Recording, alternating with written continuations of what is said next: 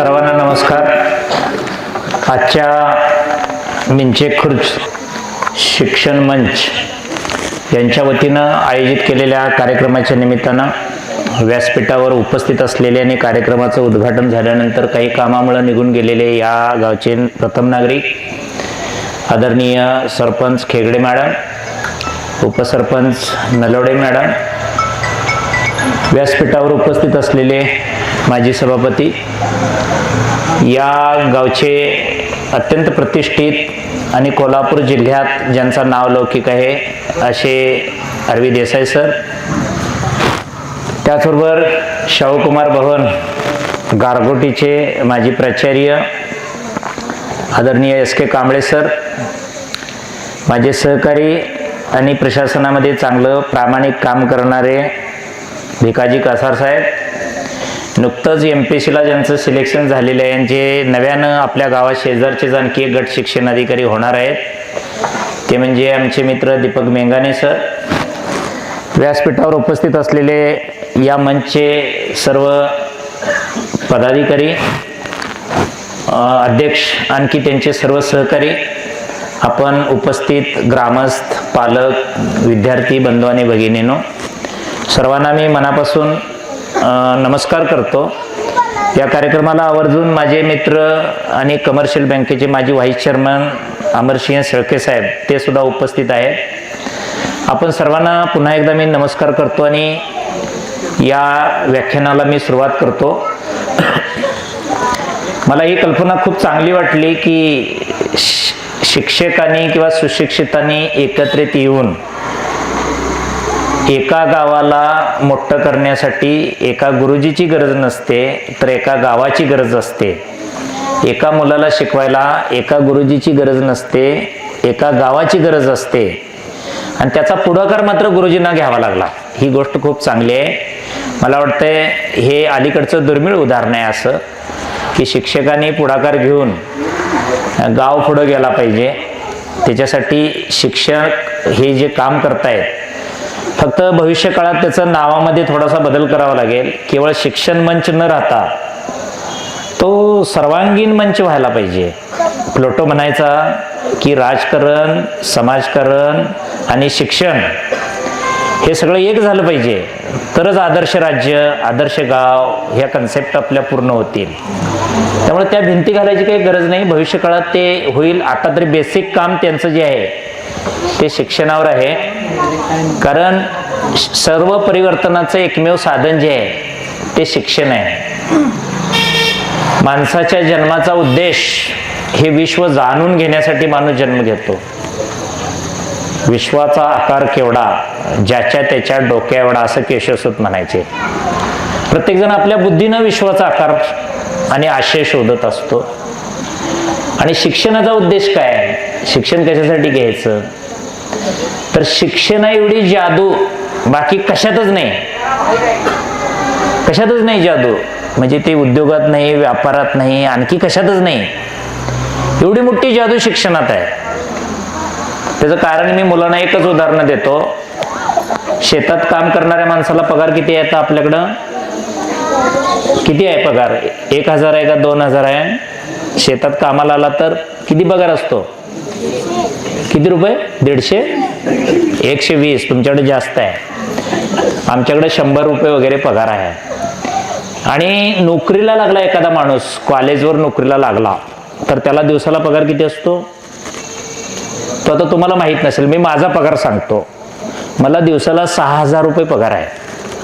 6000. आणि त्या तुमच्या गावातल्या शेतात काम करणाऱ्या माणसाला किती? 120. हा फरक कशामुळे झाला? त्याला 120 ने मला 6000. कशामुळं? कशामुळं? मी जॅकेट घातल्यामुळं, माझी उंची 5.5 फूट आहे त्यामुळं, माझं आडनाव पाटील आहे त्यामुळं. मग कशामुळं फरक? शिक्षण. त्यामुळं तुम्ही ह्यांनी मंच पण स्थापन शिक्षणाचाच केलेलं आहे. ह्यांना बदल कशामुळं घडतो हे माहीत आहे, म्हणून ते शिका. कोणतं शिका? जे पुढं जायला दिशा देणार आहेत ते शिका. आजकाल जो ते नको ते शिकत राहतो. देश, धर्म, संस्कार, संस्कृती बाजूला राहते. जे तो नको ते शिकत राहतो. शिव्या मात्र सगळ्यांना येतात. असा कुठला मुलगा भारतात सापडेल का शिव्या देता येत नाही असा? येतात की नाही शिव्या? त्या कुठे शाळेत शिकवल्यात का, घरात शिकवल्यात का? मग त्या कशा आपोआप येतात? पण ओव्या शिकवाव्या लागतात. मग तुकारामाचे असतील, बहिणाबाईंचे असतील, आणखी कोणाकोणाचे असतील, जनाबाईचे असतील वगैरे, त्या शिकवाव्या लागतात. तर तुम्ही तुमचं जे लक्ष आहे ते शिक्षणावर जास्त केंद्रित करा. आणि बुद्धी ही जी गोष्ट आहे तिच्याबद्दल भीती बाळगू नका. आपल्याला असं केलं जातं की हा हुशार आहे, तो मंद आहे, त्याला काही येत नाही, हा गरीब आहे, हा मागास जातीतला आहे, हा डोंगरातला आहे, हा नदीचा आहे. असा काही शिक्षणात भेद नसतो बरं काय. मी माझंच उदाहरण सांगतो म्हणजे तुमच्या मनातली भीतीच दूर होऊन जाईल. मला 10वीला मार्क 49% आहेत. एवढे मार्क सध्या कुणाला मिळत नाहीत. तर काय एवढे कमी द्यायचं सोडूनच दिले सगळ्यांनी. फक्त वर्गात गेले तरी आता 50% मार्क पडतात. म्हणजे वर्गात नुसता उपस्थित राहिला तर 50% मार्क्स मिळतात त्याला. इतकं सोपं झालंय शिक्षण. मला 10वीला मार्क 49% आहेत. मी इथंच तुमच्या गावात शेजारी जे गारगोटी आहे तिथं शिकायला आलेलो होतो 49% मार्क घेऊन. त्या विद्यापीठानं अनेक माणसं चांगली घडवलेली आहे. त्याच्यातला मी एक आहे. मी तिथल्या लायब्ररीमध्ये 24 तासातले 18 तास जवळपास अभ्यास केलेला आहे.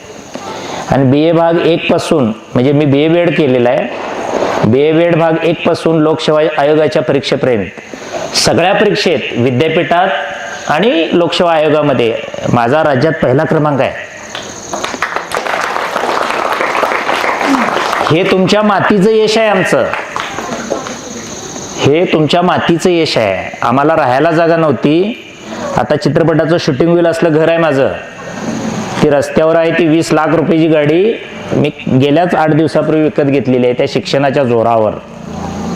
स्टेट बँक मला 10 लाख रुपये व्याज देते आणि 11 लाख रुपये टॅक्स कट करून घेते माझा. ते स्टेट बँक म्हणते लई कोट घालून फिरतोस ना म्हणून 1 लाख रुपये जास्त भर म्हणून सांगते आणखी इन्कम टॅक्स खातं. तर ही किमया सगळी शिक्षणाची आहे मुलांनो. पुढं सांगेन मी तुम्हाला की श्रीमंत होणं सोपं आहे पण कष्ट करणं अवघड आहे. त्यामुळं तुम्ही काय करा, तुमचं जे वय आहे ते वय तुमचं अभ्यासात कसं लागेल याच्यावर विचार करा. म्हणून खूप फायदे आहेत तुमचे शिकण्याचे. माझ्या घरात एक मूल आहे 10वीला 4 विषयात 100 गुण त्यानं काढल्यात. क्लास वगैरे ते जात नव्हतं कुठंच. मुलगी आहे ती आणखी. क्लासला जात नव्हती, घरी बसूनच अभ्यास करायची. 10वीला 4 विषयात मार्क्स काढलेत 100 पैकी 100. 12वीला 86% मार्क्स काढल्यात. BSc ला भारत सरकारची तिला दर वर्षाला 80,000 रुपये स्कॉलरशिप, म्हणजे महिन्याला 7,000 रुपये स्कॉलरशिप मिळते. त्याला उत्पन्नाची अट नाही. जो मुलगा मेरिटमध्ये येईल देशाच्या 1% मध्ये त्याला सरकार स्कॉलरशिप देतं. तिचं आता PhD पर्यंतचं शिक्षण गव्हर्नमेंट ऑफ इंडिया करणार आहे. मला 2 लाख रुपये पगार आहे, माझ्या बायकोला 1,75,000 रुपये पगार आहे, पण आम्हाला त्या मुलीसाठी पैसे खर्च करावे लागत नाहीत. ही सगळी किमया शिक्षणाची आहे. म्हणून पालकांनी, तुम्ही, मुलांनी हे बदल जर घडवून आणायचे असतील तर शिकलं पाहिजे. आणि ते पण नुसतं शिकून उपयोग नाही. वर्गात जाणं, सर्टिफिकेट मिळवणं, मार्क मिळवणं म्हणजे शिक्षण नव्हे. गुण म्हणजे गुणवत्ता नव्हे. समजा तुमच्यापैकी एखाद्याला 100 पैकी 100 गुण मिळाले, तो जास्त विद्वान ठरत नाही. त्या गुणाबरोबर सद्गुण पण पाहिजेत अंगी. तो वागतो कसा, बोलतो कसा, राहतो कसा, जगतो कसा, यालाही फार महत्व आहे. त्यामुळं तुम्ही शिक्षणाचं महत्व सगळ्यांनी ओळखून घ्या. शिक्षण मोठं होण्यासाठी नाही, शिक्षण चांगलं होण्यासाठी आहे. माडीवर माडी, डबल माडी, दारात गाडी म्हणजे शिक्षण नव्हे, म्हणजे श्रीमंती नव्हे. तर तुमच्याकडं लोक किती आदरानं बघतात आणि तुमच्या गुणांची कदर किती करतात यावरनं तुमची पर्सनॅलिटी आहे. त्यामुळं केवळ मार्कापेक्षा ह्या सगळ्या गोष्टी आपल्या अंगी कशा येतील या दृष्टीने विचार करा. तर शिक्षणाचा उद्देश काय आहे? भयमुक्त मन तयार करणे. म्हणजे आपलं मन जे आहे हे पुढं जाण्यासाठी कायम आतुर राहिलं पाहिजे, कशाची घाबरलं नाही पाहिजे. किंवा मनामध्ये कुठल्याही प्रकारचा संदेश असता कामा नये. सत्य असत्य, योग्य अयोग्य हे शोधण्याची कॅपॅसिटी हे शिक्षण आपल्याला देतं. म्हणून तुम्ही सगळ्यांनी चांगलं मन लावून शिकलं पाहिजे, मन लावून शिकलं पाहिजे. त्यामुळं जो पुढं जाऊ इच्छितो तो हुशार. इथून पुढे शिक्षणाची व्याख्या, हुशाराची व्याख्या म्हणजे तुमच्यापैकी, जसं मी माझं उदाहरण दिलंय, मला 49% मार्क्स होते, पण मला गुरुजी चांगले भेटले. त्यांनी सांगितलं तू पुढे जायचंस म्हणून. मी मागं वळूनच बघितलं नाही. मी जी PhD केली आहे त्याला सुद्धा बक्षीस मिळालंय मला, बेस्ट रिसर्च अवॉर्ड. त्याचं एक बुक तयार केलंय. त्या बुकला रॉयल्टी म्हणून 2.5 लाख रुपये मला मिळालेत 2009 साली. बायकोच्या अंगावर असलेलं 35 तोळं सोनं, ते 2.5 लाख रुपयेचं आम्ही त्यावेळी, देसाई सर त्यावेळी सोनं आमचं 3,500 9,000 काहीतरी असं होतं. आतासारखं 55,000 वगैरे ते नव्हतं. तर ही किमिया फक्त शिक्षणाची आहे. म्हणून मन लावून काम करा, मन लावून कष्ट करा, गुरुजनांचं ऐका. जगात 2च व्यक्ती आपल्याला चांगलं म्हणतात, एक म्हणजे आई वडील आणि दुसरं शिक्षक. बाकीची जत्रा नुसती खाया जेवायला असते. त्यामुळे ही 2 माणसं जिवंत असेपर्यंत काहीतरी करून दाखवायचं. ही 2 माणसं आपल्या आयुष्यामध्ये खूप मोठी असतात. त्यातले वडील कधी प्रतिक्रिया देत नाहीत, ते सगळं हृदयात ठेवतात साठवून. ते बाहेर बोलतील, समोर बोलणार नाहीत, आपल्याला बोलणार नाहीत. तर आई वडिलांच्यासाठी आणि गुरुजनांच्यासाठी, गुरुजनांना एक आनंद होतो आपल्या कर्तृत्वाचा. तर या 2 व्यक्तीसाठी तुम्ही चांगलं अभ्यास केला पाहिजे आणि कुटुंबामध्ये सुद्धा या 2 गोष्टीला महत्त्व दिलं पाहिजे. बऱ्याच वेळा पालक सुद्धा मुलाच्या ड्रेसवर पैसे खर्च करतात, त्याच्या मोबाईलवर पैसे खर्च करतात, बूट किती रुपये किमतीचा घ्यायचा त्याच्यावर विचार होतो. पण मुलासाठी पुस्तकं आणली पाहिजे, चांगला पेन आणला पाहिजे, वही सुद्धा चांगलीच पाहिजे. मी भाषणाचा कागद सुद्धा अगदी क्वालिटीचा निवडलेला आहे. म्हणजे मला कागद सुद्धा चांगला असावा असं वाटतंय. तो 1 रुपयाचा कागद नाही चालत. म्हणून हे सगळं क्वालिटीचं आपल्याकडे पाहिजे, तर क्वालिटीचं एज्युकेशन होणार. आपण दिखाव्याच्या गोष्टी, घरात LED घेतो, तो सोफा सेट प्रत्येकाच्या घरात असतो, पहिल्या खोलीला 2-3 प्रकारचा कलर देतो, पण मुलांसाठी शिक्षणासाठी काही प्रयत्न नसतात. मुलं म्हणजे एक म्हण आहे अशी, लहानाने मोठं व्हायचं असेल तर मोठ्याने लहान व्हावं लागेल. आमच्या घरातल्या मुलांना अभ्यासाच्या सवयी लावण्यासाठी मी आणि बायको आम्ही 2 सेट पोरांच्या अभ्यासाचे घेत होतो, एक पोरासाठी आणि एक आमच्यासाठी. मुलं 7वीला जाईपर्यंत 2 सेट विकत आणत होतो बाजारातून नव्हे. एक आम्ही अभ्यास करायचा त्याच्या त्या परीक्षेचा, आणि एक त्यानं अभ्यास करायचा. मग त्याला फिरायला जाताना, दुकानला जाताना, आणखी कुठं जाताना, जेवाय बसल्यावर किंवा गप्पा मारताना असे अनुषंगिक काही प्रश्न विचारायचे सहज. त्याला कळलं नाही पाहिजेत की हे माझ्या अभ्यासातले मला विचारतात. आणि मग त्याला काय काय त्याला येत नाही, काय काय आलं पाहिजे ह्याच्यावर आम्ही विचार करायचो. तर ज्या पालकांना वेळ मिळू शकतो त्यांनी मुलाच्या अभ्यासाकडे लक्ष द्यायचं. आणि किती वर्ष अभ्यासाकडे लक्ष द्यायचं?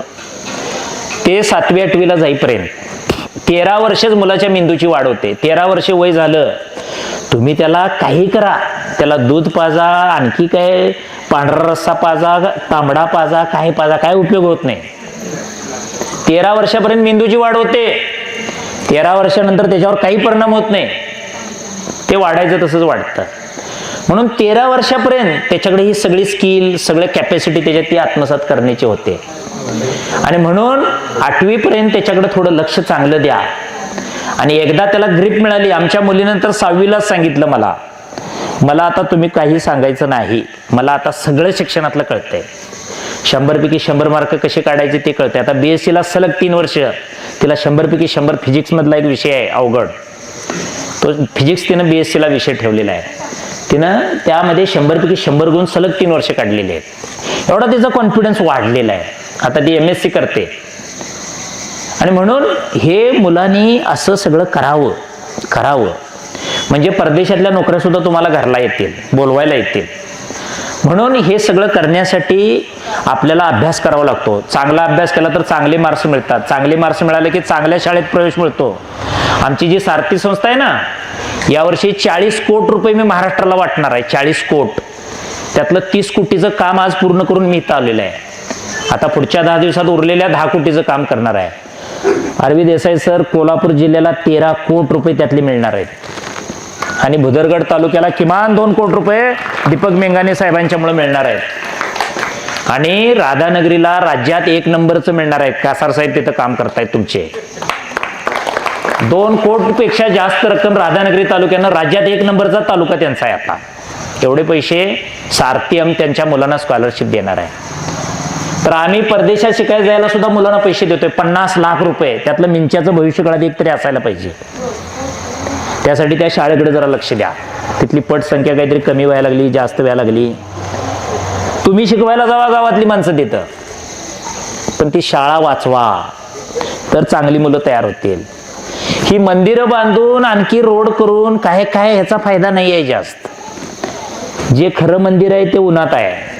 त्या मंदिरात झालं तर अशी 100 मंदिरं बांधून देतील ती पोरं.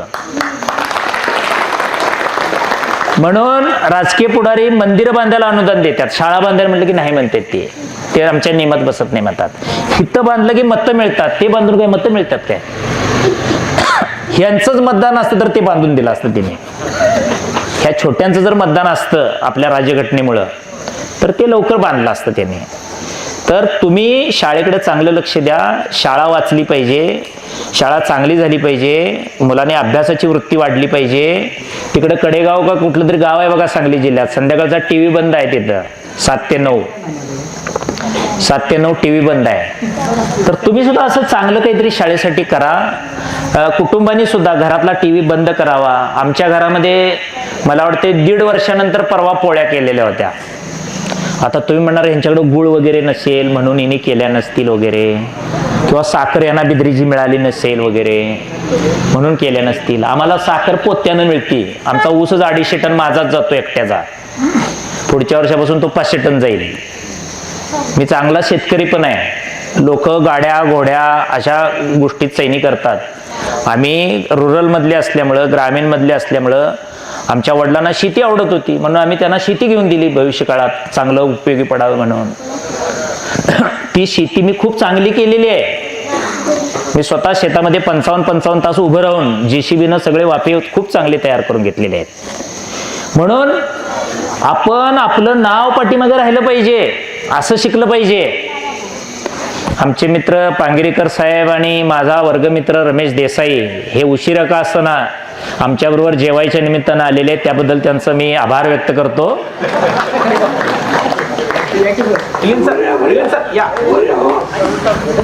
या मिलिंद, तुम्हाला यायचं ना वर, या की.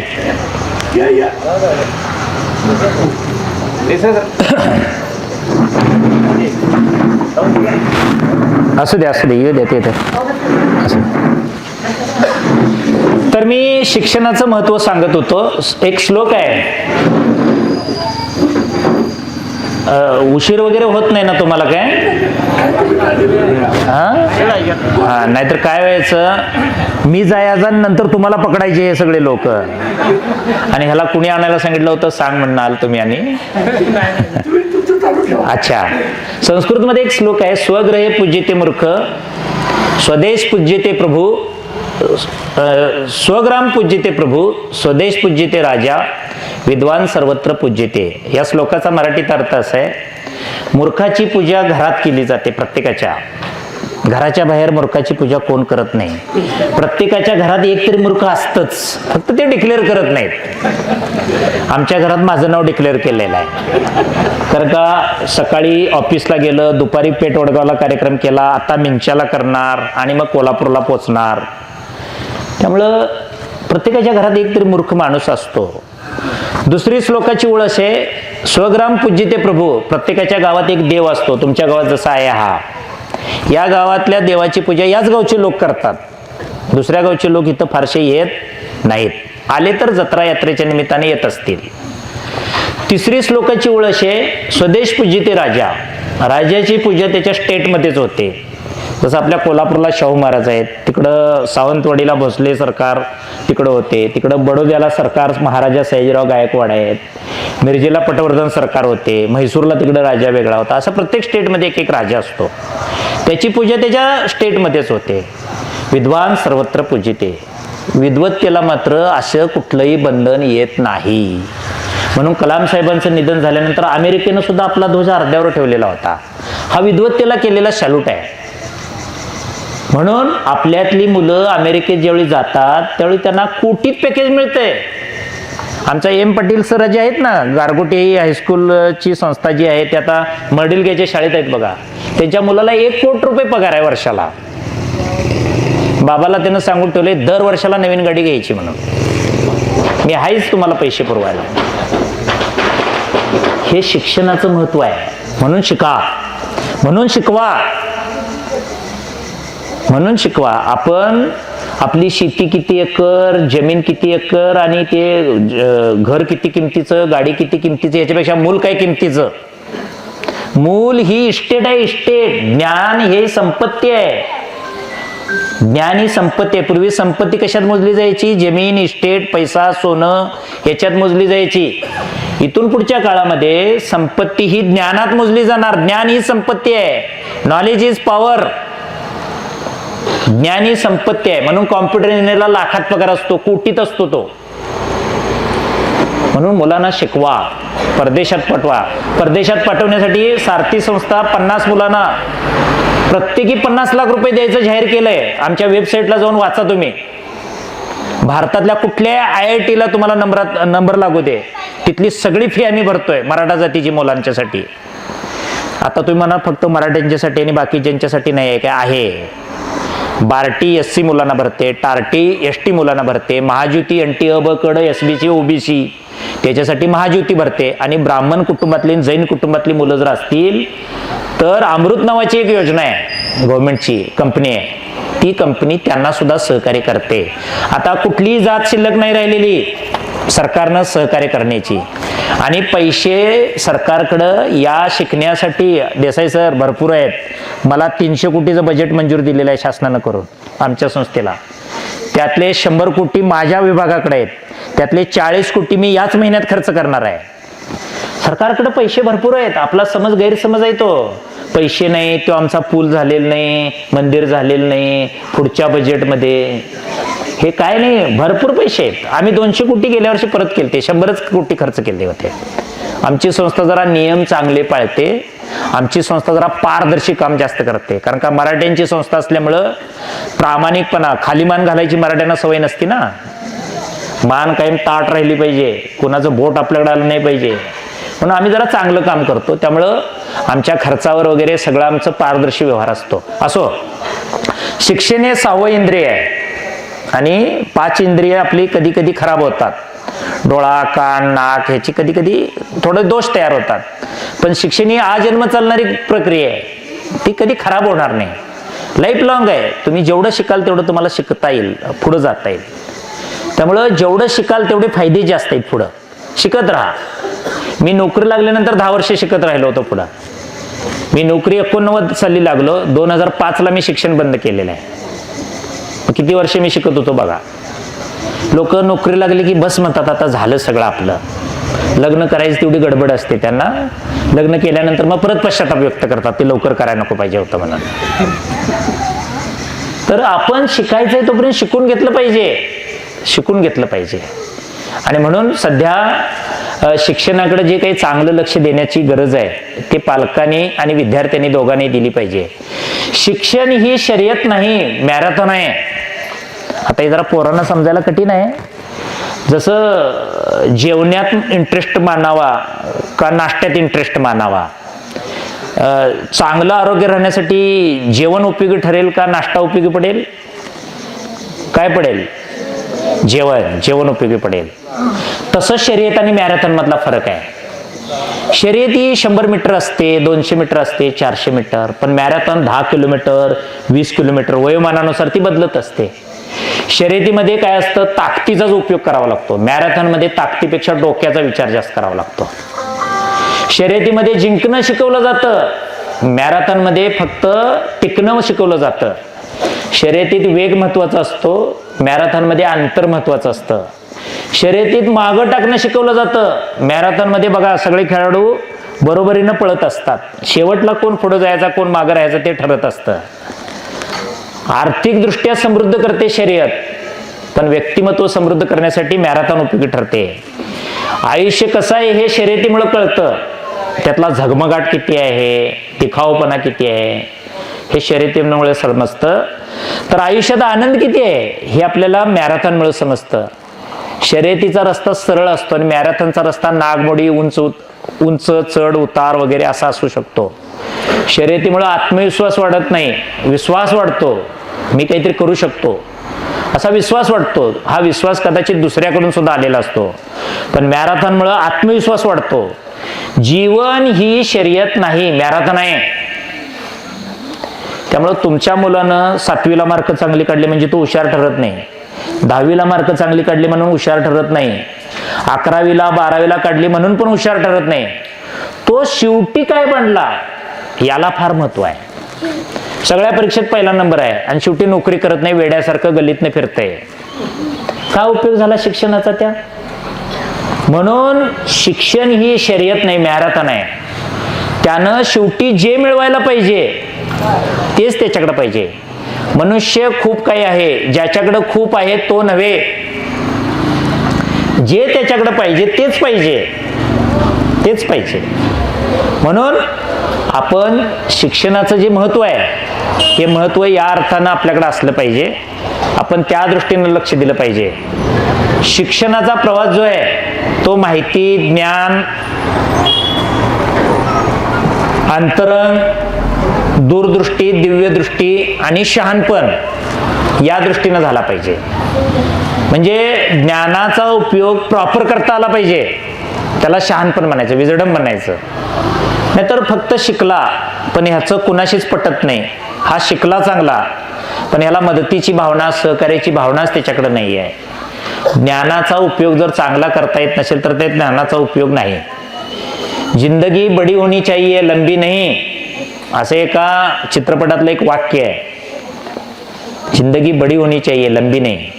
म्हणजे आपण किती जगलो याला महत्व नाही, कसं जगलो याला महत्व आहे. म्हणून कसं म्हणजे की जे समाजाला मान्य आहे, योग्य आहे अशा प्रकारचं शिक्षण आपलं झालं पाहिजे. त्या दृष्टीनं आपण वागलं पाहिजे. म्हणून शिकण्याचे 4 मार्ग आहेत. शिकण्याचे 4 मार्ग आहेत. आपल्या कोल्हापूर जिल्ह्यात हुपरी एक गाव आहे. तिथं मराठीतला एक श्रेष्ठ कवी होऊन गेलेला आहे, त्याचं नाव वामन पंडित. त्याचा एक श्लोक आहे. पुढं 10वीला 11वीला गेलं की त्याची कविता तुम्हाला असेल.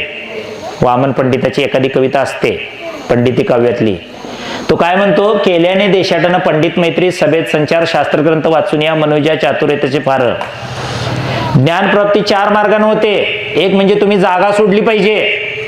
आता घरदार सोडून इथं आला म्हणून 4 गोष्टी ऐकायला मिळाल्या. तुम्ही जर घरात बसून म्हटला असता मला कोणी शहाणपण शिकवायचं नाही, कोण आला असतं शिकवायला तिकडं? कोण येणार कशाला? आपली जागा सोडायची, मग आपल्याला जगात शिकता येते. आपला गाव सोडायचा, दुसऱ्या गावात जायचं, शिकता येते. आपला अहंकार सोडायचा आणि जरा दुसऱ्याकडे जायचं, मग आपल्याला शिकता येते. हा पहिला ज्ञानप्राप्तीचा मार्ग. जागा सोडा. ती अहंकाराची असेल, पदाची असेल, प्रतिष्ठेची असेल, मानाची असेल, सन्मानाची असेल, पैशाची असेल, बिनपैशाची असेल. जागा सोडा एकदा, म्हणजे तुम्ही किती उंचीवर आहेत आणि किती खाली आहे ते कळतं. मी दर आठवड्याला गावी जातो, पाय जमिनीवर राहावेत म्हणून. जमिनीवर तिथलं जाऊन मी बघून आलो की आपण खूप चांगलं अजून वागायला पाहिजे असं वाटतं. खेड्यात खूप माणसं राबतात, अजून आपले पाय जमिनीवरच पाहिजेत असं वाटतं मला. म्हणून दर आठवड्याला तेवढा आमचा मेंदू आणि पाय व्यवस्थित राहावेत म्हणून मी गावी जातो. तर हा पहिला मार्ग आहे, देशाटन करा. दुसरा मार्ग, पंडितांशी मैत्री करा. आपण कुणाशी दोस्ती करून काय उपयोग नाही. ज्याच्या आचार, विचार, प्रचार आणि संचार चांगला आहे अशाच माणसाशीच दोस्ती केली पाहिजे. अशीच माणसं उपयोगाची आहेत. गुंड प्रवृत्तीची, उपयोगाची नसलेली काय उपयोग आहे त्यांचा? काही उपयोग नाही अशा. म्हणून आपण जो दुसरा मार्ग त्यांनी सांगितलेला आहे, पंडितांशी मैत्री करा. जो मार्ग दाखवेल अशा व्यक्तीशी तुम्ही मैत्री करा. मी 1996 साली माझ्या गुरुंना म्हटलं होतं मी पण तुमच्यासारखी गाडी घेतो. ते म्हणाले तुला गाडी कशाला लागते? तर त्यांना मी सांगितलं की मला गाडी लागेल पण ती फिरायला लागेल. तर त्यावेळी ते म्हणाले की गाडी वगैरे काय घेण्याचा तू फंदात पडू नकोस. आवाज येतो माझा माग? ओके, जाऊ दे. लाईटचं काय घेऊन बसलाय? तर आली बघा ती घाबरूनच. आपली इच्छा त्यांच्यापर्यंत जाऊन पोहोचली. तर ते म्हणाले की तू गाडी कशाला घेतोस? मी म्हटलं फिरायला.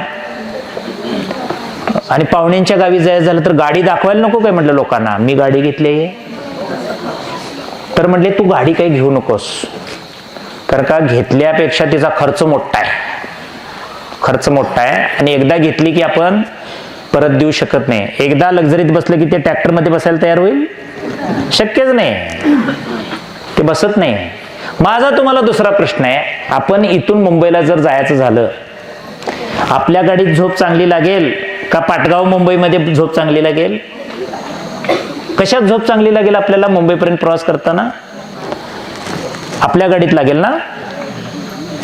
सांगा मुलांनो, कुठल्या गाडीत झोप चांगली लागेल? आपल्या गाडीत लागेल का पाटगाव मुंबईमध्ये चांगली लागेल?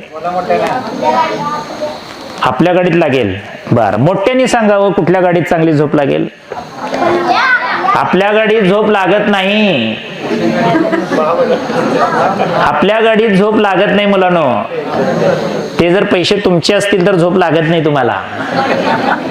आपल्या गाडीच्या बाबतीत कायम शंका आपल्या मनात असतात. ते ड्रायव्हरला झोप लागणार नाही का? त्याला जर डोळा लागला तर काय होईल? मागच्या टायरमध्ये जरा कराडमध्ये हवा कमी झाली, ती काय होतंय कुणास ठाऊक? अशी रुकरुक मुंबईपर्यंत असते आणि त्या रुकरुकीत मुंबईत जाऊन ते पोचतंय. आणि पाटगाव मुंबईमध्ये हिथं खानापुरात झोपलं की ते कल्याणमध्ये कुठेतरी ते पुढं कंडक्टर जागा करते, अहो उठा आली मुंबई म्हणून. मग आपण झोप उडवण्यासाठी गाड्या घेतल्यात का झोप लागण्यासाठी घ्यायला पाहिजेत? म्हणून सुखाच्या कल्पना बघा आपल्या, हे दिखाव्यासाठी गोष्टी आहेत ह्या सगळ्या. म्हणून खरा आनंद कशात आहे ते शोधा. पश्चिम बंगालच्या मुख्यमंत्री आता ममता बॅनर्जी आहेत, मुख्यमंत्री पदाचं ते मानधन घेत नाहीत. त्यांची साडी बघा, ती पैठणी अमुक तमुक ती मोर असलेली वगैरे त्यांना लागत पण नाही. त्यांच्या पायातलं चप्पल बघा, ते मेट्रो कंपनीचं किंवा असलं तसलं काय लागत नाही. ते बाटा वगैरे वगैरे टाटा वगैरे काय लागत नाही. साधं स्लीपर त्या घालतात. स्वतः लिहिलेल्या पुस्तकाची रॉयल्टी मिळते, त्याच्यावर तो उदरनिर्वाह चालतो. इतक्या साध्या राहतात त्या. तसेच ज्योती बसू सुद्धा तिथलेच मुख्यमंत्री अगोदर होते, ते पण साधे राहत होते. सकाळी उठल्यावर स्वतः चहा करायचे, ड्रायव्हरला नेऊन द्यायचे. सूनबाई बाहेर पेपर वाचत बसलेल्या असायचे, तिला नेऊन ट्रेननं चहा द्यायचे. आपल्याकडे शिक्षण सेवक सुद्धा दम देते की बायकोला सकाळचा चहा कसं काय झालं नाही म्हणून. ही मोठी माणसं, ह्याला म्हणायचं ज्ञान. ज्ञान म्हणजे आत्मज्ञान. पाहावे आपण असे आपण, या नाव ज्ञान. मी कोण आहे, माझी ओळख काय आहे हे कळलं पाहिजे. बायकोनच भांडी घासावी, बायकोनच स्वयंपाक करावा असं कुठं लिहिलंय काय? हॉटेलमध्ये जेवण बाया करतात का पुरुष करतात? जेवायला कोण वाटतं?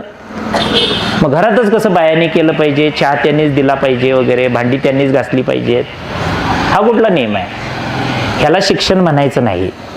शिक्षण कुठल्याही प्रकारचा भेद करत नाही, द्वैत कुठल्या प्रकारचं करत नाही. आपण सारे एक आहोत आणि माणसाची किंमत मोठी आहे. माणसासारखा सृजनात्मक आत्मा भेटलाच नाही असं नारायण सुर्वेनी त्यांच्या सनद काव्य संग्रहात म्हटलेलं आहे. माणसाची किंमत काय आहे? नामदेव ढसाळ्यांनी सुद्धा त्याच्यावर एक लिहिलेलं आहे की नंतर सगळ्यांनी एक व्हावे आणि माणसानेच गीत गावे माणसासाठी. म्हणजे आपण सगळे माणूस म्हणून एका लेवलला आलं पाहिजे, हे यासाठी शिक्षण असते. आणि त्यासाठी शिकायचं असते, त्यासाठी शाळेत जायचं असते. तर दुसरी अट काय होती की पंडितांशी मैत्री करा. तिसरी अट अशी शिक्षणाची, शिकायचं का, कुठल्या मार्गाने शिकता येतं? तर सभेत संचार करायचा. जिथं चांगलं ऐकायला मिळतं तिथं जायचं. बऱ्याचशाच गोष्टी आत्मसात करता येतात. आज जवळपास 50 पुस्तकं वाचलेल्याचा मॅटर तुम्हाला मी सांगणार आहे. मी गेली 35 वर्षे ज्याच्यावर वाचतोय ते मी सगळे एकत्रित करून मी तुम्हाला सांगायला लागलोय आता. ही 35 वर्षे मी जे वाचलं ते तुम्हाला वाचायला किती वर्ष लागणार? मग तर वाचायचं म्हटलं तर एवढी पुस्तकं तुम्हाला कोण आणून देणार आहे आणि तुम्हाला कुठे मिळणार आहेत ते? त्यामुळं ज्यावेळी असं कोणतरी सांगतं त्यावेळी त्याचं आयुष्य त्याच्यासाठी घालवलेलं असतं त्यांना. म्हणून त्याच्यातून आपल्याला जीवनाला टर्न देणारे विचार मिळतात.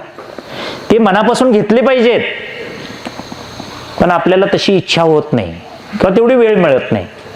हा तिसरा मार्ग आहे सभेत संचार करायचा. आणि शेवटचा मार्ग, शास्त्रग्रंथ वाचून या मनुजा चातुर्य तसे फार पुस्तकं वाचली पाहिजेत. पुस्तकं सध्या घरात वर्तमानपत्र येतं, तशी पुस्तकं सुद्धा आपण आणली पाहिजेत. तुम्ही कपडे वस्तू आपण एकमेकाला भेटल्यानंतर तुमच्याकडे पैसे किती आहेत, घराची किंमत किती आहे, गाडीची किती किंमत आहे, असल्या गोष्टी विचारतो कुणाला? असलं काही विचारत नाही आपण. काय काय विचारतो मग भेटल्यावर? ओळखीचं माणसं भेटल्यावर प्रकृती कशी आहे, मुलं काय करतात आणि तुमचं काय चाललंय, ह्याच्या पलीकडे प्रश्न जात नाही. आणि आपल्याबद्दल ते अगोदरच जाणून असतात ह्याचं कर्तृत्व काय आहे ते.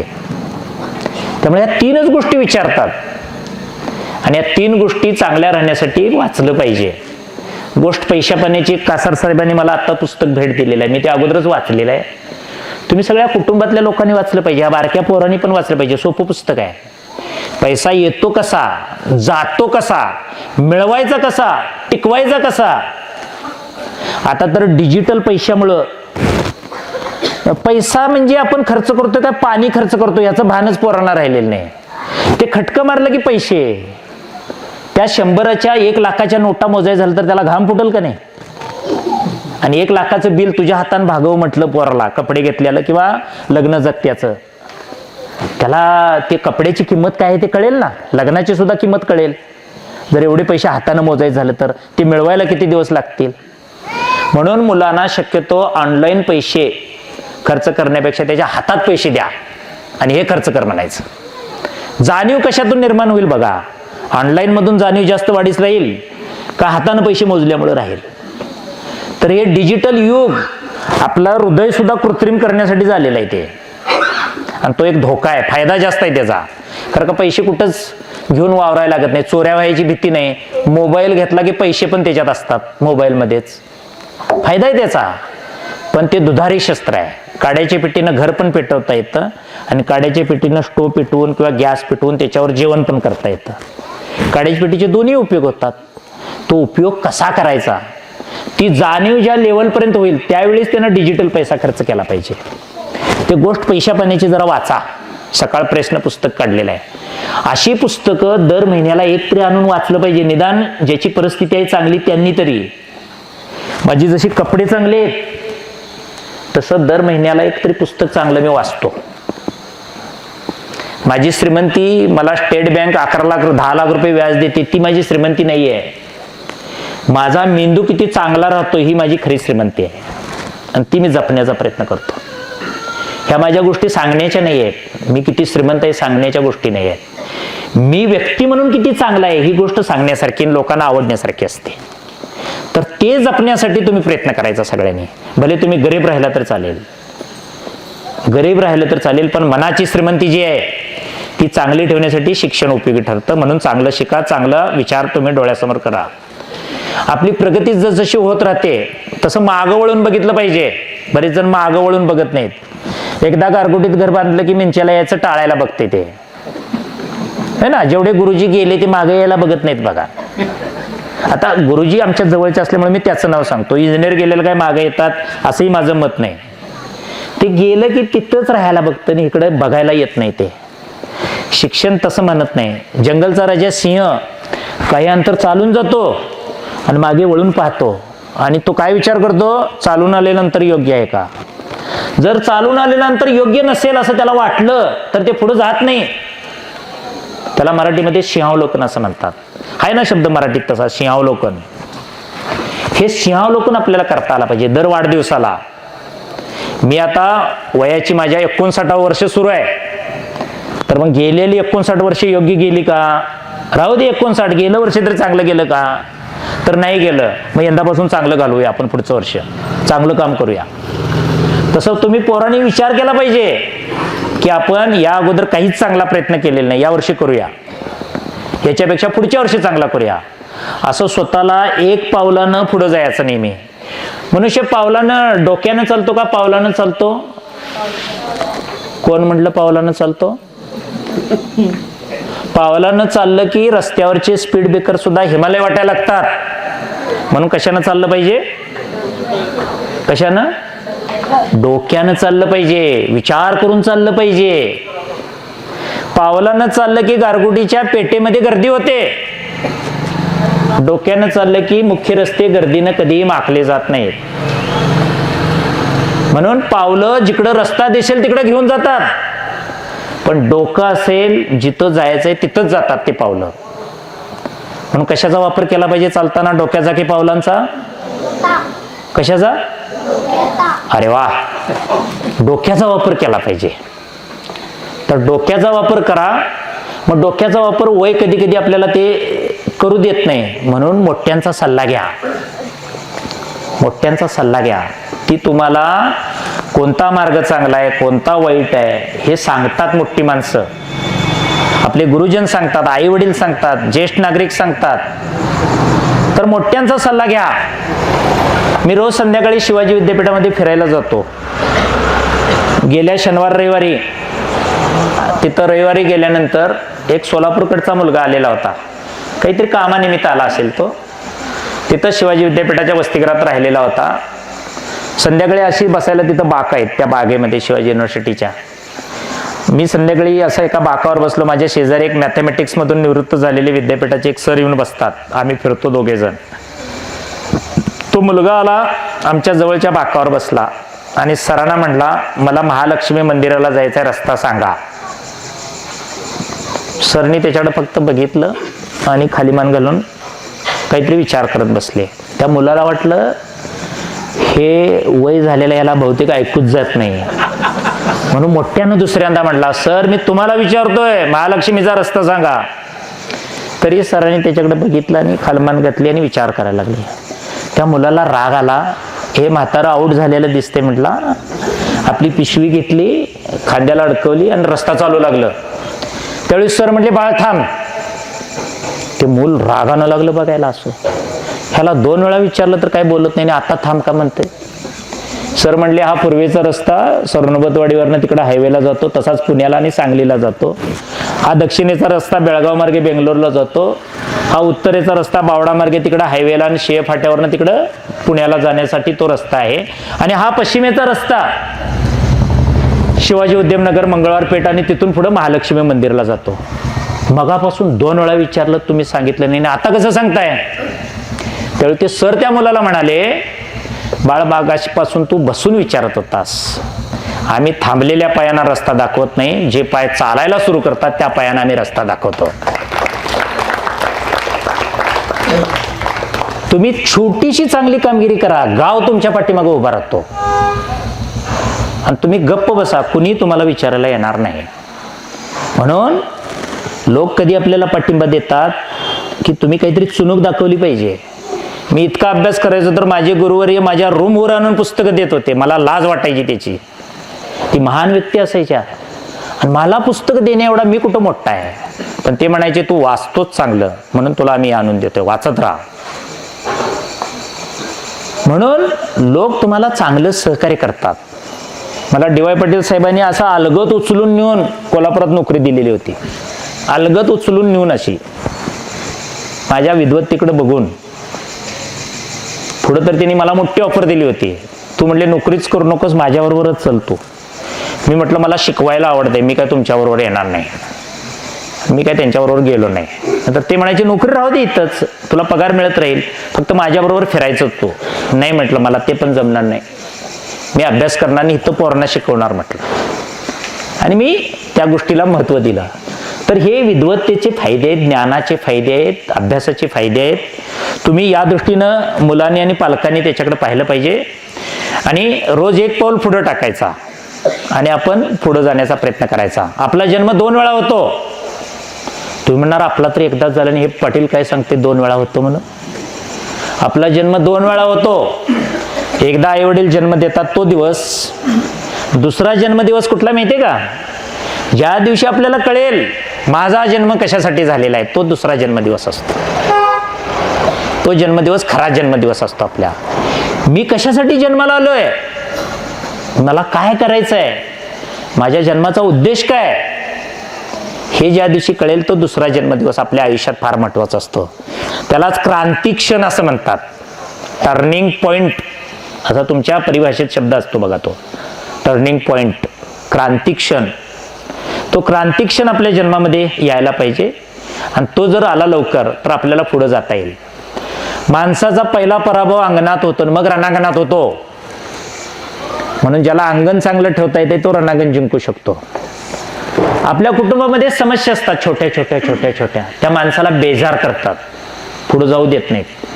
ह्या वाक्यानं माझं जीवन बदललेलं आहे. महाराज टाइम्स मधलं ते वाक्य आहे. माझे अध्यात्म नावाचं एक सदर असायचं 10 वर्षापूर्वी, की कुटुंबातल्या समस्या अरविंद सर खूप असायच्या. मग त्या समस्या मी अभ्यास करून पहिल्यांदा निपटून काढल्या.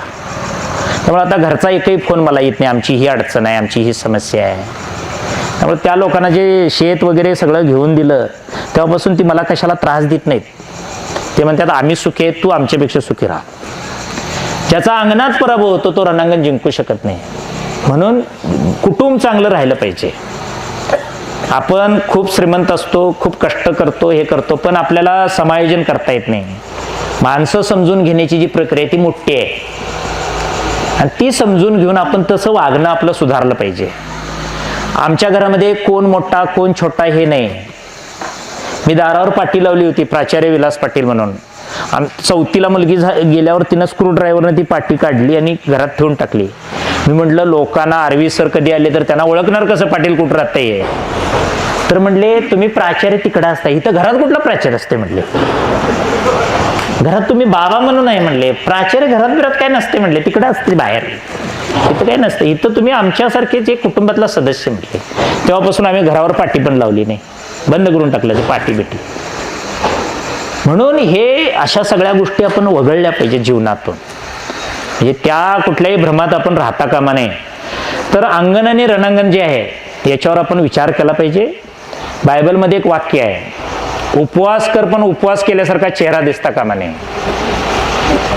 आपला उपवास असतो आणि जगाला सांगत सुटते आज आमचा उपवास आहे, जास्त काम लावू नका. सासूबाईंना सुद्धा काही सुना म्हणतात आज उपवास आहे, काय बोलू नका हो तुम्ही जास्त. मग उपवास ही काही सांगण्याची गोष्ट आहे. कष्ट हे पडणारच, उपवास झाल्यानंतर शरीरावर ताण थोडं येणारच, पण चेहऱ्यावर दाखवता कामा नये. मन करारे प्रसन्न सर्व सिद्धीचे कारण, असं तुकाराम महाराज म्हणायचे. तर आपण त्याप्रमाणे केलं पाहिजे प्रवास, आणि तशी वाटचाल केली पाहिजे. यावर्षी काही महापूर फारसा नव्हता, पण जुलै महिन्यामध्ये थोडासा जास्त पाऊस झाला होता. माझ्या गावाशेजारी एक बाचणी नावाचं गाव आहे. त्या नदीचा पूल थोडा लहान असल्यामुळे त्या पुलावर पाणी आलेलं होतं. शनिवारचा दिवस होता आणि एक आई आपल्या मुलाला घेऊन गावी निघालेली होती. म्हणजे शाळा सुटल्यानंतर त्याला घेऊन निघालेली होती. पण त्या पुलावर पाणी होतं. पुलाजवळ गेल्यानंतर ते थांबले.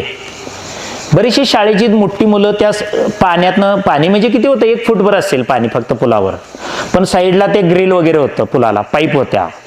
त्यामुळे मुलं अशी पोहायला येणारीच मुलं असतील ती कदाचित, ती अशी वेगानं सायकल त्याच्यातनं पाणी उडवत चालवत न्यायची.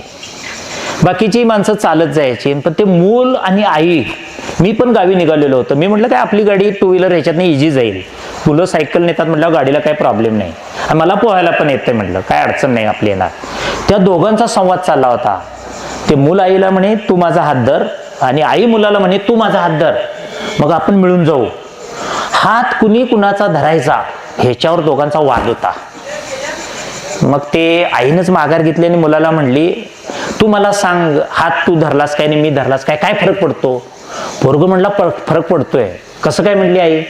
हे बघ म्हणला, मी जर तुझा हात धरला आणि निम्म्या वाटेत गेलो आपण, आणि तिकडून पाण्याची लाट वेगानं आली, मी घाबरून हात सोडला तर तू वाहून जाशील, किंवा मी वाहून जाईन, किंवा दोघे पण वाहून जाईन, ही भीती आहे म्हटला. पण तू जर माझा हात धरलास तर तू माझा हात सोडणार नाहीस याची गॅरंटी मला आहे, म्हणून तूच माझा हात पकड, असं ते मुलं आईला म्हणत होतं. तुम्ही हा प्रवास करताना जीवनाचा, मुलांनो, हात कोणाचा पकडायचा ह्याच्यावर जास्त विचार करायचा.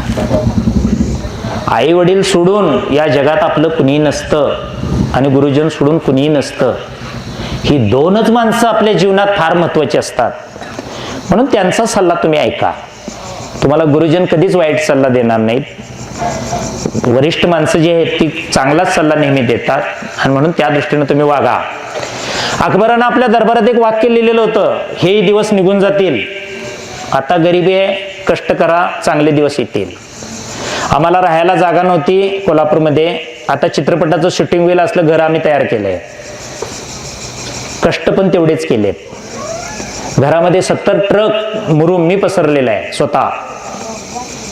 ते दिवस निघून गेले. आता पॉश दिवस आहेत, आता चांगले दिवस आहेत. उर्मटपणासारखं वागून चालणार नाहीत. शिखरावर गेले की वाईट बुद्धी जास्त सुचते.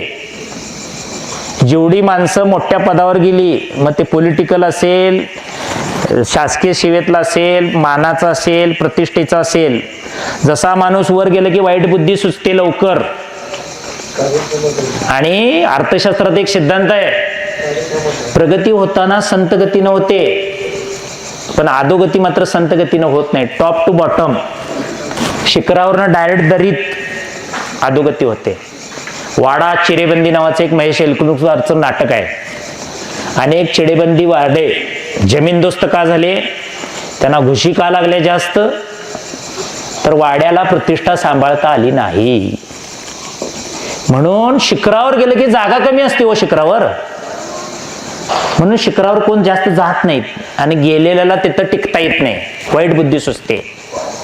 म्हणून शिखरावर गेलं की लई सबुरीनं राहायचं, नाहीतर कोसळते खाली.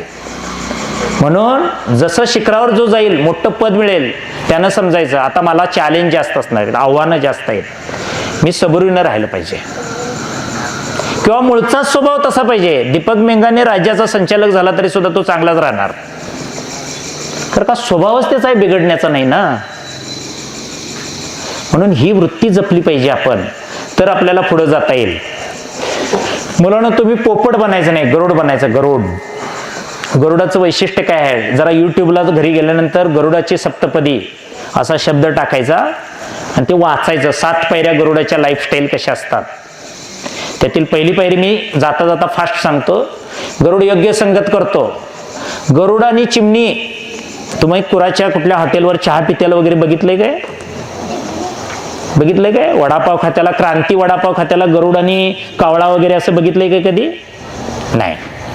गरुड अशा आलतू फालतूशी संगतच करत नाही, तो स्वतः राहतो, एकटा राहतो. आणि तुम्हाला सांगतो गरुड कसा असतो, आता ज्यावेळी मे महिना येईल त्यावेळी वादळ वारा ज्यावेळी सुटेल त्यावेळी सगळे पक्षी असे लपून बसलेले असतात, जागा मिळेल तिथं. काही जण या मंडपात येणार, या तारावर बसणार, पाऊस लागू नये, वीज अंगावर पडू नये म्हणून. पण त्यावेळी आकाशात बघा, गरुड एकटं त्या वादळात असं फिरत राहतंय. वादळाची काय भीती, तेच माझे गीत गाती, असा त्याचा ध्यास असतो. ते घाबरत नाही, म्हणून पक्ष्यांचा राजा त्याला म्हणतात गरुड. तो ध्येयावर दृष्टी ठेवतो. 5 किलोमीटरवरचं भक्ष्य त्याला दिसतं लांबून, 5 किलोमीटरवरचं. ही त्याची स्टाईल असते. तिची जीवनशैली काय माहितीये का, दुसऱ्यानं मारलेलं अन्न तो खात नाही. शिकार एकानं करायची आणि खायचं एकानं. निळपणच्या माहीला चल म्हटलं तर ती येणार नाही, तिने करायचंच कॅन्सल केलं. त्यामुळे म्हणणार ते निळपण असू दे, कुराची असू दे, गारगुटीची असू दे, मी येणार नाही. आपल्याला दुसऱ्याच्या माहीत जेवणं आवडत नाही. गरुड असल्या गोष्टीची अपेक्षा करत नाही. स्वतः शिकार करणे, स्वतः खाणे. पोरांनी तसंच केलं पाहिजे. दुसऱ्याची प्रयोग आणि वही आणून आपण लिहित बसायचं नाही. स्वतः ग्रहपाठ लिहिता आला पाहिजे. मग स्वतः लिहिण्यासाठी गुरुजीकडला 10 वेळा फोन केला पाहिजे. मला स्वतःला ग्रहपाठ लिहायचंय, तुम्ही मला तसा शिकवा. सरकार तुम्हाला त्यासाठीच पगार देते ना, मला आलं पाहिजे ते, असं त्यानं विचारलं पाहिजे. आव्हानाचा स्वीकार केला करताय गरुड, घाबरत नाही कशाला. त्यांची आईच त्या घरट्यामध्ये काटं आणून ठेवते, आणि ते बाबळीचं, देवबाबळीचं लांबडं काटं, करवंदीचं जसं असतात ना तसं काटं आणून ठेवते. त्या मुलाच्या सगळ्या रक्तात म्हणजे पंखात घुसतात, ते पंख बळकट व्हावेत अशी तिची आईची इच्छा असते. आणि एक दिवशी ती त्याला लवकर त्यानं हवेत झेप घ्यावी म्हणून घरट्यातून ढकलून देते बाळाला. ते घरटं सुद्धा असं 5 फुटावर नसतं, बांबूची विळूची बनं असतात ना मोठी उंच झाडं जंगलातली, तिथं घरटं बांधलेलं असते त्याने. तिथून ढकलून देते, ह्यानं लवकर झेप घ्यायला शिकावं म्हणून. त्याचा वडील लई दयाळा असतो. तो येतो आणि त्या मुलाला असं अलगद आपल्या पंखावर घेतो, विमानासारखं येऊन खालून. आणि मग तिकडं कुठेतरी फयाच्या जंगलात नेतो सांगतो, बाळ आई लई रागीट झाली हा, तू लवकर झेप घ्यायला शिक नाहीतर ठार मारून टाकील. मग ते वडिलांचं ऐकतंय, आपण स्कॉलरशिपचा अभ्यास करूया, आणखी काहीतरी करूया, NMMSचा अभ्यास करूया, आणखी काहीतरी करूया, असं वडिलांचं ऐकतंय. आणि मग लगेच ते पुढच्या महिन्यामध्ये स्वतः तर हवेत झेप घ्यायला शिकतं. गरुड आपली मादी निवडत असताना, लग्न करताना, ते श्रीमंती किती आहे, ग्रेड पे किती आहे वगैरे असलं काय बघित नाहीत. ते नोकरीला कुठं आहे वगैरे वगैरे असं काय बघितलं जात नाही. तर ती एक जमिनीवरची तुरकटीची किंवा बांबूची कशाची तरी काठी उचलते आणि हवेत घेऊन जाते उंच, तिथून सोडते. जो गरुड पक्षी लवकर आणून तिच्याजवळ काठी देईल त्याच्याशी ती लग्न करते. पावर बघून लग्न असते तिथं, घर बघून नाही, जमीन बघून नाही, बँकेचं बॅलन्स बघून नाही, कुळ बघून नाही, कुंडली जुळती काय बघून नाही. अशाच टाईपनं ती जीवन जगतात. ही त्यांची लाईफस्टाईल आहे. आणि आयुष्याच्या उत्तरार्धामध्ये गरुडाची चोच वाकलेली असते, म्हणून घरातून निघून जातं, मोबाईल वगैरे सगळं घरी ठेवतं, कारण का ट्रेस त्याच्यावर लागेल नाही, शोधून घरी नेतील राग दूर करण्यासाठी, म्हणून मोबाईल वगैरे सगळं घरात ठेवतं. स्टँडवर सुद्धा कुणाला सांगत नाही मी कुठं निघालोय ते. 3 महिने जातं जंगलात, उपाशी राहतं आणि आपली चोच दगडावर घासून ती परत तिला टोक आणतं, सगळे पंख उपटून टाकतं आणि पुन्हा 3 महिने जंगलात नवीन पंख येईपर्यंत तिथं राहतं आणि मग पुन्हा पंख आणि चोच चांगली करून परत घरट्याकडे येतं. तसं आपल्याला कंटाळा आला, अडचणी वाटल्या, काय वाटल्या तर आपण थोडीशी जागा सोडून दुसरीकडे गेलं पाहिजे, स्वतःला नवीन केलं पाहिजे आणि परत आलं पाहिजे आणि परत कामाला लागलं पाहिजे. ही गरुडाची स्टाईल तुम्ही मुलांनी किंवा तुम्ही सगळ्या माणसांनी स्वतः आत्मसात केली तर तुम्हाला जीवनात पुढे जाता येईल. आपल्याला वाटतं बऱ्याच वेळा संकट आली की मला कशाला आली असं वाटतं, ही आमच्या वाट्याला कसं काय आलं अशी बरीच माणसं म्हणतात. बघा, एकदा विम्बल्टन विजेता, टेनिस मधला विजेता आर्थर ॲश विम्बल्टनचा विजेता होता. त्याला एकदा डॉक्टरच्या चुकीमुळं एड्सचा रोग झाला. डॉक्टरनं काहीतरी ट्रीटमेंट करताना चूक केली, इंजेक्शन देताना ती दूषित सुई वापरली अमेरिकेमध्ये आणि त्याला एड्स झाला. जगभरातले चाहते हळहळले, म्हणले अरे चूक झाली डॉक्टरची आणि तुझ्या नशिबाला हे वाईट दिवस आले म्हणले. तो म्हटला काही घाबरायचं कारण नाही, जगामध्ये 5 कोटी लोक टेनिस खेळतात, त्यातली 50,000 मुलंच फक्त शिकतात खेळायला, त्यातील 5 लाख व्यावसायिक खेळाडू होतात, 50,000 प्रथम पायरीपर्यंत टेनिस खेळू शकतात, 5,000 मुलंच फक्त ग्रँड स्लॅम पर्यंत जातात, 50 जण विम्बल्टनला निवडले जातात, 4 जणात सेमीफायनल होते, 2घात फायनल होते आणि एकटा विजेता असतो, तो म्हणजे आर्थर ॲश. त्यावेळी मी देवाला विचारलं नाही की तू मला ह्याच्यासाठी कशाला निवडलास, पारितोषिकासाठी, दुसऱ्याला द्यायचं होतंस. तसं आता रोगाला निवड जर नशिबानं माझीच झाली असेल तर मी खेद बाळगायचं काही कारण नाही. त्यामुळे जे आहे ते स्वीकारलं त्यानं आणि त्याला तो सामोरा गेला. आपण सुखाला फक्त आपलंसं करतो, दुःख आपल्याला दुसऱ्यानं कुणीतरी दिलंय असं वाटतं. म्हणून मी मगाशी सांगितलं, दुःख पण कायमचं राहत नाही आणि सुख पण कायमचं नसतं. सुख आणि दुःख, सूर्यप्रकाश, दिवस आणि रात्र जसं असतं ना, श्रीमंती आणि गरिबी जशी असते ना, ह्या जगात टिकावं असं काहीच नाही. जे जे दिसतं ते सगळं नाचतं, जे जे दिसतं ते सगळं नाचतं. हे जग परिवर्तनीय आहे, फिरताय, बदल हा कायम होत राहणार आहे. त्यामुळे ह्या बदलाला सामोरं जायचं आपण आणि त्या दृष्टीने आपण वाटचाल करायची. म्हणून शिक्षणातलं यश किंवा शिक्षणातलं अपयश कायम नसतं. स्वतः बदला, जग बदलेल. तुम्ही मागाल ते तुम्हाला मिळणार नाही, तुमची लायकी काय आहे हे बघूनच तुम्हाला मिळेल. तुम्ही स्वप्न बघून तुम्हाला काही मिळत नाही. स्वप्नांचा पाठलाग करता आला पाहिजे, पाठलाग. ज्यावेळी लोकसेवा आयोगाची परीक्षा जाहीर झालेली होती 2003ला, त्यावेळी त्याची जाहिरात वाचून माझी झोपच उडालेली होती. मी अभ्यास पण केलेला नव्हता, मी फक्त विचार करायचो, असा प्रश्न आला तर काय करेन, तसा प्रश्न आला तर काय करेन. 1 6 मारल्यावर 1 4 मारल्यावर तिसरी पण 4 मारायचा मी प्रयत्न करणार नाही, नाहीतर आउट होतंय. प्रत्येक बॉल ओळखता आला पाहिजे आपल्याला. तर जीवनात टिकता येईल. नाहीतर रोहित शर्मा सारखी सिक्सने नाहीतर 4 मारायची झाली तर, ती जर सिक्स बसवली असती तर टाळ्या वाजवल्या असत्या. आऊट झाल्यामुळे त्याच्या पाठीशी कोण आहे काय आता? तसं आपलं होतंय, आऊट झालं की ह्याला काही जमतच नाही म्हणतात. आणि वर्ल्ड कप घेतला असता तर हे आमच्या गावचा आहे म्हणणार, मिंच्याचा आहे, तिथं सत्कार केलता आम्ही याचा. लोक जैसा ओक धरिता धर्वेना अभक्ता जिरेना संत संग. लोक उगवत्या सूर्याला नमस्कार करतात, मावळत्या सूर्याच्या बाजूनं फारसं कोण नसतं. म्हणून चलती का नाम गाडी असतं. म्हणून चलती का नाम काय आहे ते ओळखा, उगवता सूर्य कसा असतो ते ओळखा, आणि त्या दृष्टीनं तुम्ही वाटचाल करा. आपण बाहेर आवाज काढतो कारण का आत शांत नसतो. आवाज चिल्लरचा येतो का नोटांचा येतो? किंमत कुणाची जास्त असते, नोटांची का चिल्लरची? नोटांची. चिल्लर आहे ते लई गंमत कराय बघते, आवाज करते. आणि जे भरलेलं असते ना, किंमत जास्त असते ना, ते शांत असते. म्हणून कुठल्याही गोष्टीचं प्रदर्शन करायचं नाही. दर्शन घडलं पाहिजे लोकांना, प्रदर्शन करून उपयोग नाही.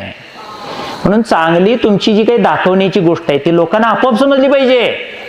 तुम्ही तिची जाहिरात करायची गरज नाही, जाहिरात करायची गरज नाही. ग्रामपंचायतीला साध्या साध्या निवडणुकीला दूध संस्थेला निवडून आलं तर कुरावर बोर्ड लावते, तिथं कोण बघते तुझा बोर्ड?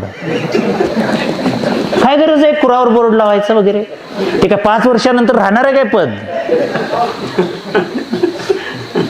तुमच्या गावानं तुम्हाला ऍक्सेप्ट केलं पाहिजे की हे आमच्या गावचं आहे, निवडून आलं ते चांगलं झालं म्हणायला पाहिजे.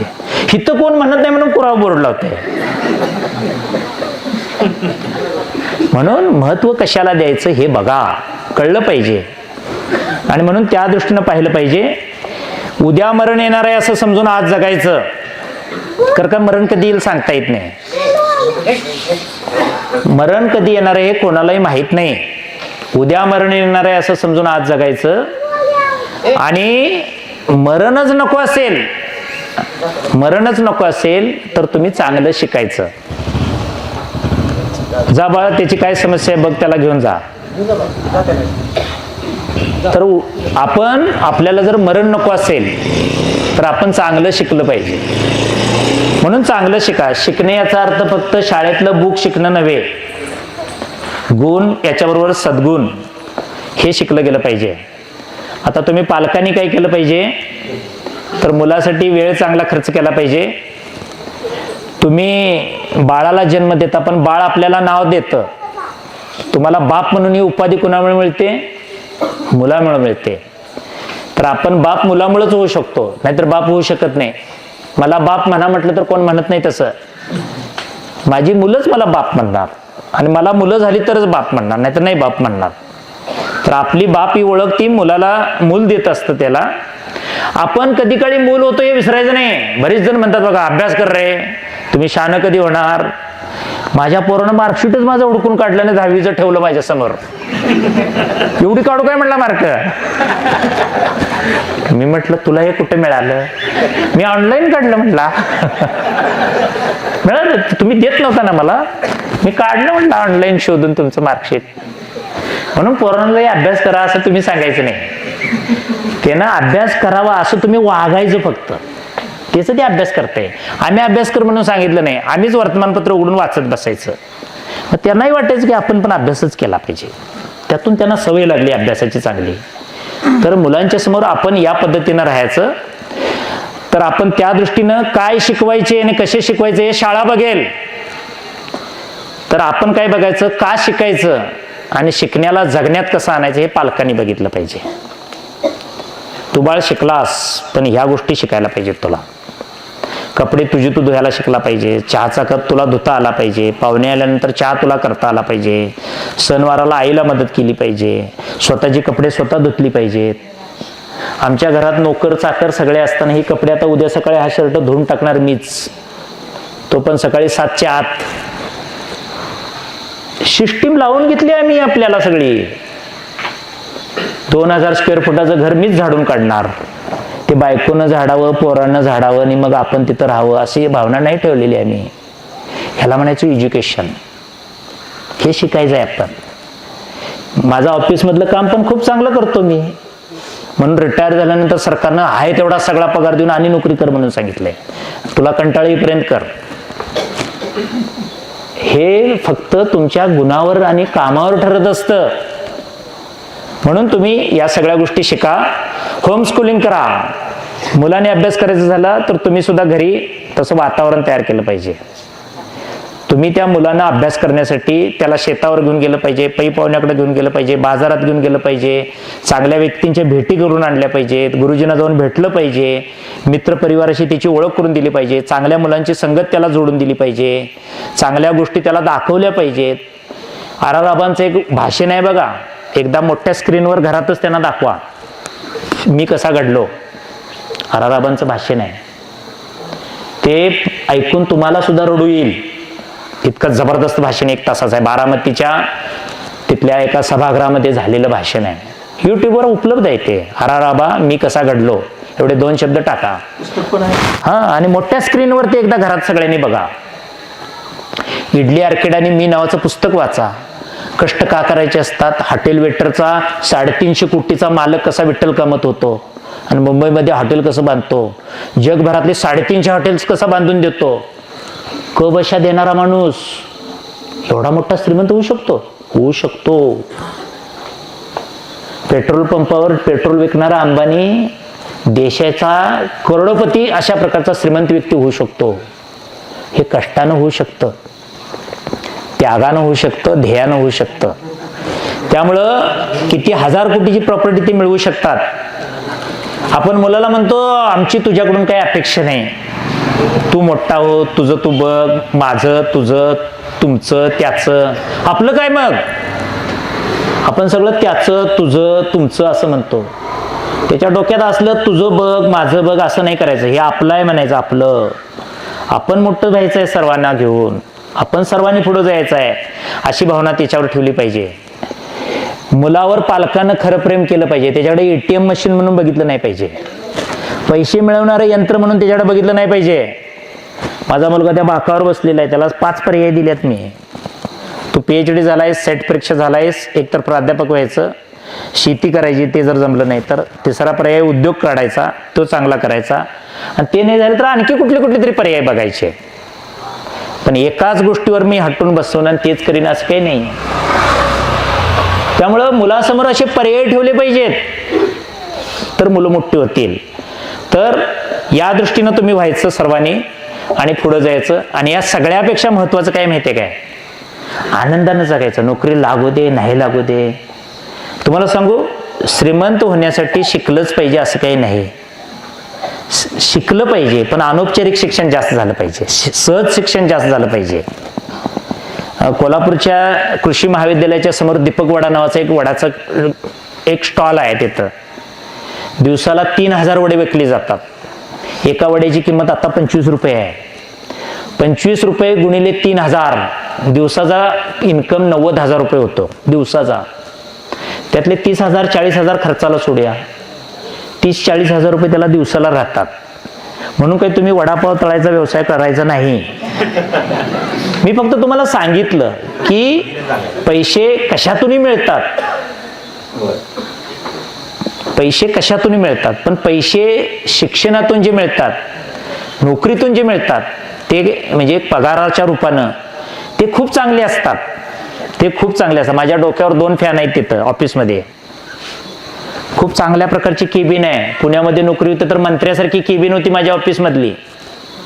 हा मान मिळतो जनतेची सेवा करण्याचा. आता कोल्हापूर जिल्ह्यातल्या 13,000 मुलांच्या पालकांचा आणि मुलांचा आशीर्वाद मी घेणार आहे यावर्षी.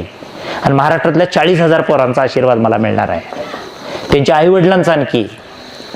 असं लोकांना आशीर्वाद देण्याचं आणि आपली त्यांची उन्नती करण्याची कामं जी आहेत ते करण्यासाठी आपण चांगला अभ्यास केला पाहिजे, सल्ला घेतला पाहिजे. आपल्याकडं तुम्ही चांगल्या भूमीत जन्माला आलेले आहात. मी तिकडे चंद्रपुरापर्यंत जाऊन नोकरी केलेली आहे.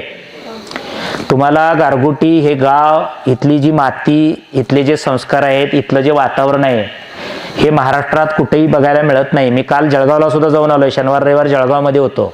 तिकडे एक अधिवेशन मुख्याध्यापकांचं होतं. अशा प्रकारचं वातावरण कुठंच नाही. एवढं चांगलं वातावरण आहे आपल्याकडं. त्याचा फायदा घ्या, फायदा घ्या. आणि पुढे जाण्यासाठी पैशाचीच गरज लागत नाही, फक्त धडपडीची गरज लागते. पूर्वी अवघड होतं आमच्या काळात, योजना नव्हत्या. आता बँकापासून ते सरकारापर्यंत. आता आम्हीच 75 मुलं अमेरिकेला आणि बाकीच्या देशात पाठवणार आहे. त्यातली 50 MS करण्यासाठी आणि 25 PhD करण्यासाठी. भारतातल्या IIT मध्ये 250 मुलं पाठवणार आहे आम्ही आमच्या खर्चानं. 300 कोटी रुपये सरकारनं आम्हाला दिलेले आहेत ह्या गरीब मराठा जातीतल्या, कुणबी जातीतल्या मुलांचं कल्याण करण्यासाठी. तर आमची वेबसाईट सुद्धा आहे, सारथी महाराष्ट्र गव्हर्नमेंट इन. त्या वेबसाईटवर जावा, ह्या सर लोकांना विचारा, ह्यांना सगळ्यांना माहिती आहे. आणि आई वडिलांनी पालक सभा वगैरे ज्या शाळेत असतात ना, त्याला जाईत जावा. इथं जर गौतमी पाटील आणली असते तर सभागृह किती राहिलं असतं काय भरायचं.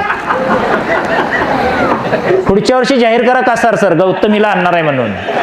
कुठली ते म्हणायचं नाही, कोण गौतमी हे सांगायचं नाही, फक्त गौतमी येणार आहे एवढं म्हणायचं. पुढच्या वर्षी घरातला एक तरी माणूस इथं सरपंच साहेबांना सांगून, नाही तर दंड करायचा 1 रुपया. इथं नाही आलास तर 1 रुपया ग्रामपंचायतीला भरावा लागेल तुला. तो म्हणणार वर्षाचं 100 रुपये घेऊन जा फार तर म्हणणार, पण मला बोलवू नकोस. तर तुम्ही कमी आलात, गर्दी नसली तरी दर्दी लोक तेवढे आज आलेले आहेत आणि गर्दीचे लोक घरात आहेत. ते पुढच्या वर्षी येतील अशी अपेक्षा व्यक्त करूया. जाता जाता एवढंच मी सांगतो, सांगा कसं जगायचं अशी एक मंगेश पाडगावकरांची कविता आहे. सांगा कसं जगायचं, कणत कणत की गाणं म्हणत, तुम्हीच ठरवा. तर आपण प्रश्न अडचणी सगळ्यांना असतात, सगळ्यांना अडचणी असतात, दुःख सगळ्यांनाच असतात. आम्हाला सुद्धा 2 लाख रुपये पगार मिळाला तर 2 लाख रुपयाची किमतीची दुःख सुद्धा आमच्याकडे असतात, ती पचवावी लागतात आम्हाला. पण आम्ही सांगू शकत नाही कुणाला आमची ही दुःख आहेत म्हणून. मगाशी सांगितलं नाही का, 1.5 वर्ष पोळी खायला मिळाली नव्हती आम्हाला, ते आमचं दुःखच होतं. पैसे होते, सगळं होतं, पण करायला वेळ नव्हता, काही अडचणी होत्या म्हणून 1.5 वर्ष घरात पुरणपोळी करता आली नव्हती आम्हाला. हे दुःख आहे आमचं. म्हणून सांगा कसं जगायचं, कणत कणत की गाणं म्हणत. डोळे भरून तुमची आठवण कुणीतरी काढतच ना, आणि घरी गेल्यानंतर ऊन 2 घास कुणीतरी वाढतच ना. मग शाप देत बसायचं की दुवा देत हसायचं, तुम्हीच ठरवा. सांगा कसं जगायचं, कणत कणत की गाणं म्हणत. काळ्या कुट्ट काळोखात जेव्हा काही दिसत नसतं, तेव्हा तुमच्यासाठी दिवा घेऊन कुणीतरी उभं असतं. काळोखात कोडायचं की प्रकाशात उडायचं, तुम्हीच ठरवा. सांगा कसं जगायचं, कणत कणत की गाणं म्हणत. पायात काटे रुपटून बसतात हे अगदी खरं असतं, पण फुलं सुद्धा काट्यातून फुलून वर येत असतात. हे काय खोटं असतं? फुलासारखं फुलायचं की काट्यासारखं सलायचं, तुम्हीच ठरवा. सांगा कसं जगायचं, कणत कणत की गाणं म्हणत. पेला अर्धा भरलाय असंही म्हणता येतं आणि पेला अर्धा सरलाय असंही म्हणता येतं. सरला म्हणायचं की भरला म्हणायचं, तुम्हीच ठरवा. सांगा कसं जगायचं, कणत कणत की गाणं म्हणत. मुलांनो, आपण गाणं म्हणत जगलं पाहिजे का कणत जगलं पाहिजे? तर तुम्ही आनंदी राहा, सुखी राहा, समृद्ध राहा, अभ्यास करत राहा आणि आपण मोठे व्हा एवढी सदिच्छा व्यक्त करतो. या मंचाला मी मनापासून धन्यवाद देतो. या मंचाचं मला कौतुक वाटतं की गावाला सुधारण्यासाठी खूप मोठा यांचा त्याग आहे. शिकलेली माणसं मरणाला आणि तोरणाला मातीची जी ओढ असते ती विसरतात, पण ह्यांनी मातीची ओढ चांगली ठेवलेली आहे. हे दुर्मिळ उदाहरण आहे. मी सुद्धा माझ्या गावामध्ये माझ्या नोकरीतले 10 लाख रुपये काढून ठेवून दरवर्षी 50,000 रुपयाचं साहित्य वाटण्याचं काम मी गेल्या वर्षापासून चालू केलेलं आहे.